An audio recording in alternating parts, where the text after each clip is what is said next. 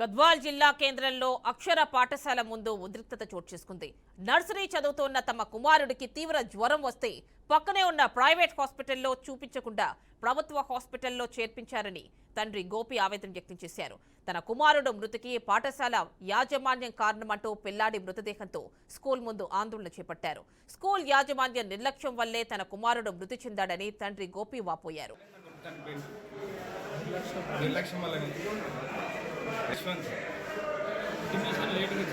Information లేట్గా ఇచ్చిండు. తొంకొచ్చి పంట పెట్టినాకనే చెప్పిండు. నాకు వచ్చి మన ముఖం మధ్యాహ్నం చెప్పితే కూడా నేను ఎట్లా లగ్గ చేసుకుంటుంది. ఆల్రెడీ నేను ఫోన్ చేసినారు ప్రైవేట్ తోలుక గవర్నమెంట్లో మన పెట్టినామంటే లేదు ప్రైవేట్ తోలుకపోండి నేను వస్తున్నా అని చెప్పిన. పైసలు తీసుకొని వస్తే నేను ఎంత కానీ అశోక్ కుమార్ సార్ కూడా ఫోన్ కూడా చెప్పింది. అది తొలుకపోండి అది తొలుకపోండి అని.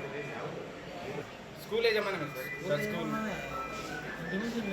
పర్మిషన్ లేదు. జ్వరం వచ్చినా నాకు మధ్యాహ్నం చెప్పి అన్నం కూడా తినలేదు సార్. ఇద్దరు కొడుకులు సార్, ఇద్దరు కొడుకులు.